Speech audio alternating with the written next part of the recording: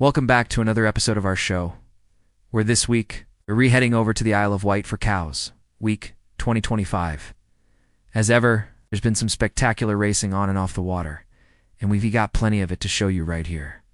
Welcome back, it's me. Let's get into it. And now, back to the video.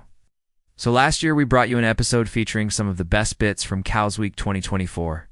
This year, though, we are going one step further and bringing you highlights from each day of Cowes Week 2025, starting with Day 1, which featured a very different start to Cowes Week than in previous years, with the Parade of Sail having to take place under a slightly gray sky and with almost no wind at all. The almost 200-strong fleet were paraded around the course by a rib rather than sailing under their own steam, as is more often the case. But that didn't stop the crowds from gathering on the shore to watch as the boats made their way around the course, including those perched on the appropriately named Egypt Point. Although these intrepid spectators had probably hoped for a little bit more sunshine as they waited out the 90 minutes or so it took for the parade to complete. But once the parade was finished, the racing got underway and started in earnest, with plenty of close battles on the water as the competitors got out on the first day of competition.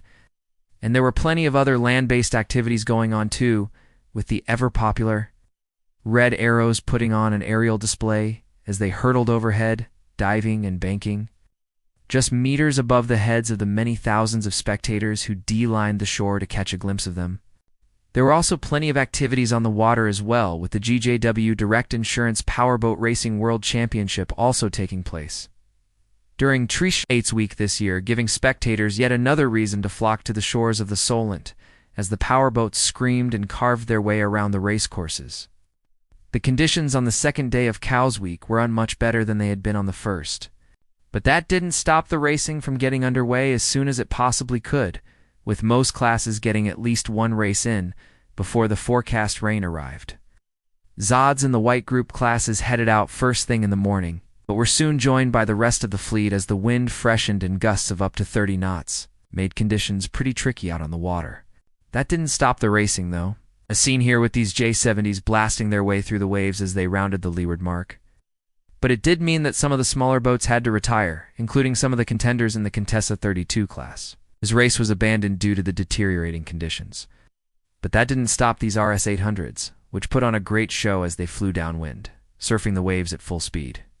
With the rain eventually arriving, the remaining races were completed, and the crews raced back to shore to shelter on land.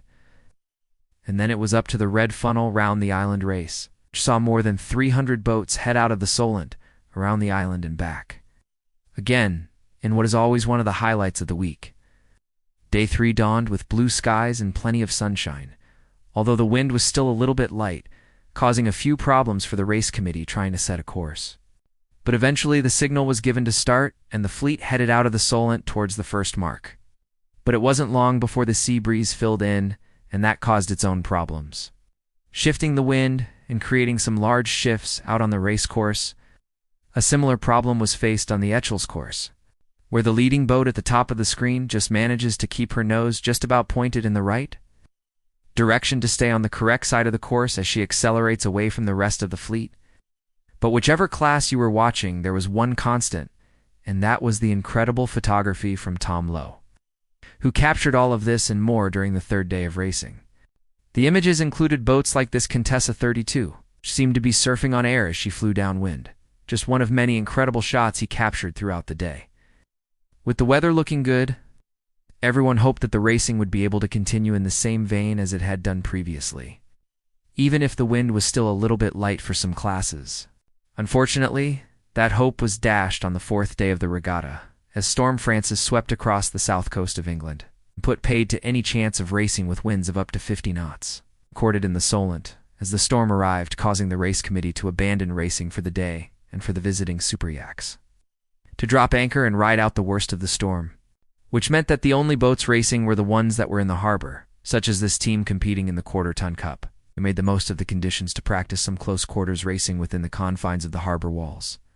Meanwhile, on land, Storm Francis caused a few problems of her own, with these images showing the impact of the wind and rain on the town itself, and that meant that when the racing did get back underway on Friday, there were plenty of tired sailors and crew on the start line. But that didn't stop the racing from being as competitive as ever, with many classes having to complete 2 or 3 races in a day to try and make up for lost time. One of those was the Sunbeam class, who were caught in a huge shift in the middle of their race, forcing them to tack in unison and disrupting the race significantly. But as the wind dropped, the tide turned, and the rain clouds gathered. The race was eventually completed, and the crews made their way back to the relative safety of the harbor. But it wasn't to last, as more rain and more wind arrived, forcing the race committee to abandon racing for the day once more.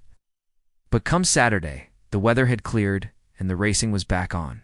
And this time, the conditions were perfect, with sunshine, blue skies, and a steady 12 to 15 knot breeze, allowing all of the classes to get at least one race in before the wind died completely. And that gave us some incredible racing scenes, not least in the quarter-ton cup, where these boats literally flew downwind in 20 to 25 knots of breeze. But it wasn't just the larger boats that were flying either. Take the Flying 15s, for example, who also put on an incredible show as they reached incredible speeds, thanks in no small part to the strong gusts that were recorded around the course. Even the dinghy classes were reaching impressive speeds, including the 29ER class, who were also making the most of the gusty conditions as they powered their way around the course. And after the racing had finished, many of the crews headed out onto the water to enjoy themselves in the incredibly light conditions, such as this Contessa 32, who can be seen dancing her way through the waves in the almost non-existent breeze.